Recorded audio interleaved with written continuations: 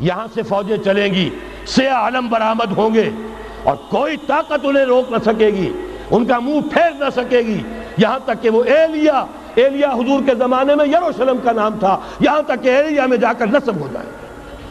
گویا کہ یہ جو ہمارے ہاتھ سے نکلا ہے قبضے سے، پہلے بھی عربوں کے ہاتھوں سے نکلا تھا بیت المقدس، یروشلم، عرب واپس نہیں لے سکے تھے۔ کرد خون صلاح الدین ایوبی اس نے واپس لیا، عربوں میں دم نہیں رہا تھا، عیاشیوں کی وجہ سے کھوکھلے ہو چکے تھے۔ میں تجھ کو بتاتا ہوں تقدیر امم کیا ہے، شمشیر و ثنا اول، طاؤس و رباب آخر۔ یہی وجہ ہے کہ تقریباً 20 صدی کے بعد ان کی حکومت ختم۔ آشمارا حق بود گر خون بارد بر زمین، بر زوال ملک مستعصم امیر المومنی۔ یہ ہوا کہ نہیں ہوا؟ جبکہ آئے ہیں تاتاری ہورڈز، اور جنہوں نے کہ آخری خلیفہ بنو عباس اسے محل میں سے نکالا، ایک کھال کے اندر لپیٹ کر اور اپنے گھوڑوں کے سوؤں تلے کچل دیا۔ عرب معزول کر دیے گئے تھے، لیکن اب دوبارہ عربوں کو جب سہارا ملا ہے، لیکن اب بھی انہوں نے کہیں اسلام قائم نہیں کیا۔ کوئی روس کا غلام رہا، کوئی امریکہ کا غلام رہا، کسی نے اس کا ساتھ دیا، کسی نے اس کا ساتھ دیا۔ تہذیب ہے تو مغربی، تمدن ہے تو مغربی، وضع میں تم ہو نصارہ تو تمدن میں ہنود۔ یہ مسلمان ہیں جنہیں دیکھ کے شرمائے یہود۔ یہی معاملہ جب ان کا ہوا تو اب اللہ تعالیٰ کی طرف سے ان کے اوپر وہ عذاب کی بھٹی گرم ہونے والی ہے۔ لیکن اس کے بعد پھر یہاں سے جائیں گے وہ جو ان کی مدد کریں گے، اور یہ ایلیا کو واپس لینے والے یہ مشرق سے چلنے والے لشکر ہوں گے۔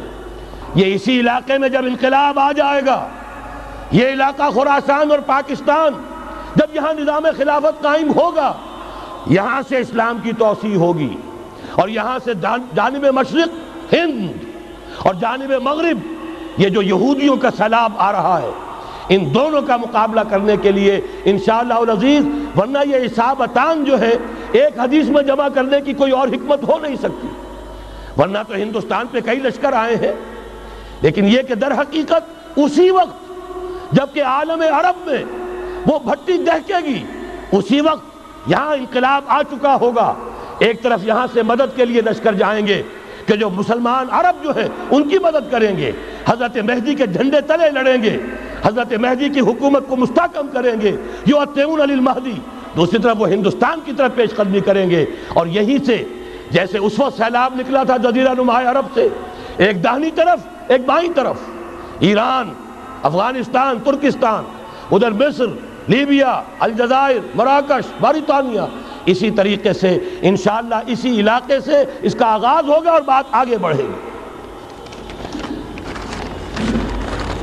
تو غرب اصل حاصل کیا ہے؟ یہ ہونا ہے، پچھلے آثار ثابت کر رہے ہیں کہ ہونا ہے، حضور کی احادیث بتا رہی ہے کہ یہی سے ہونا ہے۔ ہوا صرف یہ ہے ہم بھٹک گئے، ہمیں اپنی منزل یاد نہ رہی۔ میں تو بہرحال ان لوگوں میں سے ہوں جنہوں نے نعرے لگائے تھے پاکستان کا مطلب کیا، لا الہ الا اللہ۔